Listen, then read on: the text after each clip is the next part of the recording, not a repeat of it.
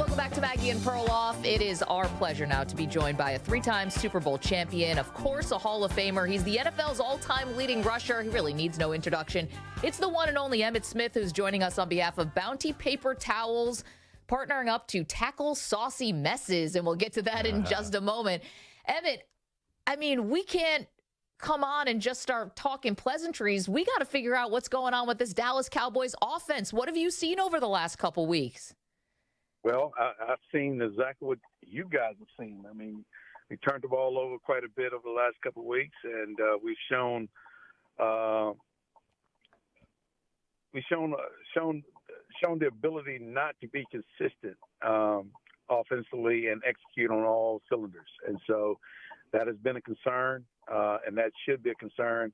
Hopefully this week we get some of those things ironed out, and we play well enough and not turn the ball over against Tampa Bay to give us a chance to advance to the next level. And then hopefully we can start building upon and gaining some type of momentum. All right, Emmitt, let's start assigning blame here for the late season struggles. You putting it on the players or are you putting it on the coaching staff? Well, I think it's a combination of both, but I think coaching staffs have the ability to create the environment that they need to create for every team and all the players. The players have to do their part and go out and execute against whatever plays are called. But I think it's incumbent upon the coaching staff to absolutely get guys mentally, physically, and emotionally charged up, ready to go. When you finish in the season, and it is your goal as a team and as a head coach to make sure that you finish the season strong, then you make sure that you create the environment for guys to go out there and get physically prepared. I mean, even if you have to make guys wear shoulder pads and helmets and thud up and be physical in this last week of the season, you do what you have to do to get them physically ready to go out and get them in the right mentality. If you take it easy, then sometimes you go into the game with a lackadaisical attitude or lackadaisical focus, and you're not executing the way that you want to because you're just out there playing on sheer talent, and you think that you're going to win off of sheer talent. Then someone like the Washington Commanders come in and hit you with a bunch of energy, and you're not really physically or mentally or emotionally prepared to deal with that energy. And you think you could turn it on when you want to. That's not the case. That's not the case at the professional level. I'm sorry about that. We're talking with Emmitt Smith. I'm so glad you brought this up because, of course, I was watching your very animated Instagram video during the Eagles game, Emmitt, where you were fed up. You were frustrated, and that was a couple games ago. The Dallas Cowboys ended up winning that game, obviously, but you said the mental mistakes, the situational football, the play calling, you kind of put the whole organization on blast that day, and it has not been any better over the last couple of weeks. Perloff and I argue all the time about momentum. He's not a big believer in it. I'm more of an eye test person. I think it matters. Why do you think it matters? I think it's absolutely paramount. I mean, it matters because it's important to develop a level of trust within your own team. I mean, your team got to be able to trust that, okay, we're going to go out. I know I can count on my guys to perform. I've never had to question whether or not Michael Irvin was going to have a bad day. Never had to question whether or not Troy Aikman was going to have a bad day. And if they did, it wasn't that often. And they got over it fairly quickly, and we got back on the winning side of the equation. But it's been 20 years since the Cowboys have done it. 20 years. It's been 20 years since we won a road game in the playoffs. 20 years, 92. So if you want to be that team to change the trajectory of what the last 20 years has presented, then it requires a different level of focus and a different level of commitment. And that goes from the head coaches all the way down to the players, including ownership and the organization. You got to do things differently, and you got to expect something different than what you've been getting.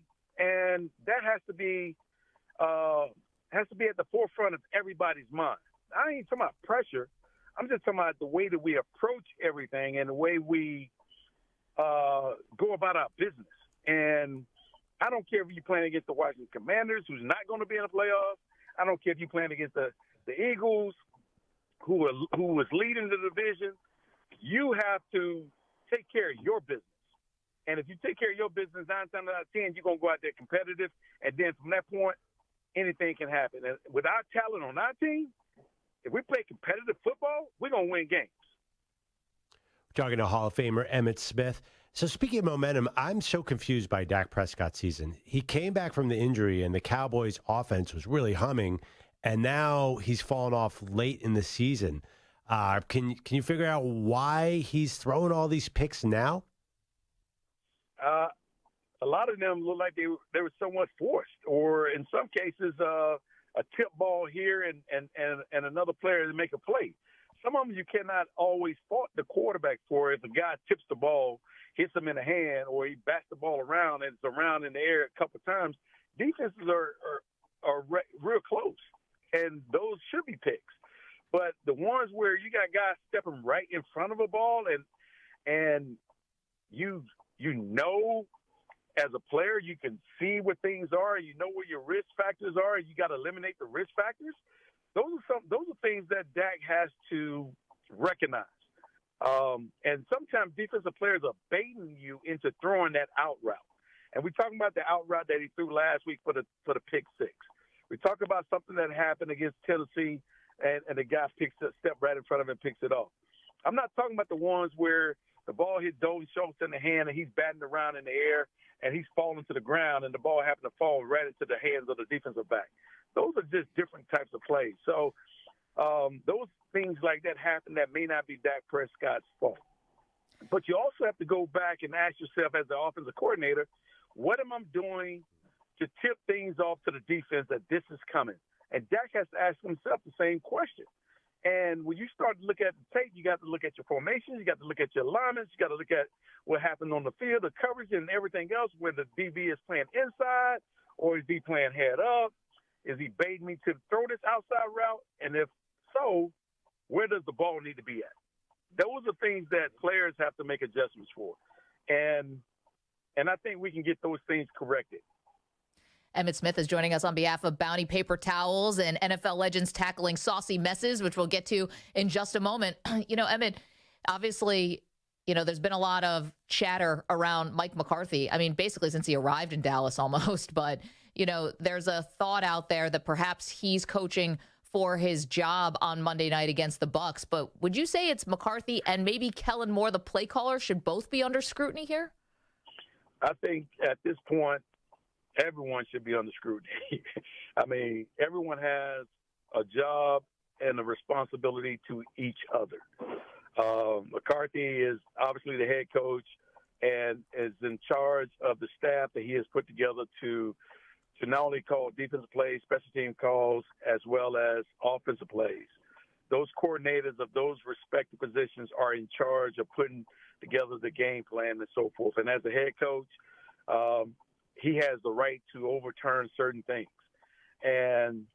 But when it comes down to making those tough decisions, whether we should punt the ball on our own 45-yard line or go for it on their 45-yard line, that falls on McCarthy and to make those type of decisions. And sometimes I think we're leaning on analytics so much that the analytical data may say go for it here and there and so forth, when you're losing momentum or you're giving the opposing team momentum or you have the risk factor of taking or getting more momentum. So I think it's incumbent upon everybody to do their job and to do it with the best quality possible. And that means every player has to take on the responsibility of showing up every week and performing at their peak. That means they prepared all week. And every coach has to make sure that every player is ready to go. Now, Emmitt, if Mike McCarthy was fired, if the Cowboys lose to the Bucs, would you be surprised? Somewhat, after being 12-5, yep. Yes. Somewhat. I mean, the man did have a successful season, but there are things that could be eliminated to make the season even better if we just eliminate certain mistakes. And those mistakes can fall upon players. They can fall upon coaches. Kellen Moore can reduce some of the trick plays and trying to gimmick somebody to death and just run 75 quality plays. Quality plays can be enough plays to earn first downs to where it gives you an opportunity to run 85 to 90 plays. Emmitt, do you think this is a Super Bowl quality roster in Dallas? Yes, yes. I think that there's room for improvement upon the roster. There's areas that we can improve upon. But I think we do have enough quality players on our team to be competitive, to get us to the NFC Championship game and perhaps even win it. Now, does that mean that we will win it? No. We have to play the game, and we have to eliminate certain things and take advantage of the opportunities that we absolutely have. I always feel like I learned something when I talk to the Hall of Famer Emmitt Smith. You're partnering with Bounty right now to tackle saucy messes. So tell us, Emmitt, what's on the menu at the Smith House on Monday night when you're watching Dallas against Tampa? Well, it's going to be wings for sure. It might be some pizza, but it's going to be some wings. It's going to be something messy. I can promise you that. And where there is mess, where there's a mess, there's Bounty right there to help us pick it up. Matter of fact, all the turnovers we had over the last 2 weeks, we ought to send them some Bounty down to the Cowboys.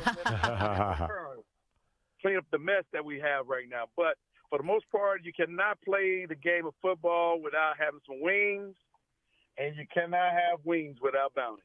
And, of course, you can get $3 back when you buy one Bounty paper towel product and chicken wings in a single transaction by submitting your receipt through IBOTTA. That offer is valid through February 13th. Very cool. Okay, you mentioned, Emmitt, you're keeping track of some of these numbers, right? You understand that the Cowboys haven't won a playoff game on the road in their last 8 tries. Do you also know that Tom Brady's record against the Cowboys? Are you familiar with that? He's probably undefeated. 7-0. What does that mean? Does that mean anything heading into this game or not? It means that we have an opportunity for him to go 7-1. It's our time.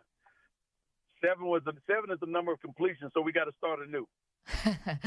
Emmitt Smith on behalf of Bounty Paper Towels, NFL legends to tackle saucy messes. It's Emmitt. It's Rob Gronkowski. It's a lot of fun. Enjoy Monday night, Emmitt. Enjoy the entire playoffs, and hope to see you at the Super Bowl. Yes, ma'am. Look forward to it.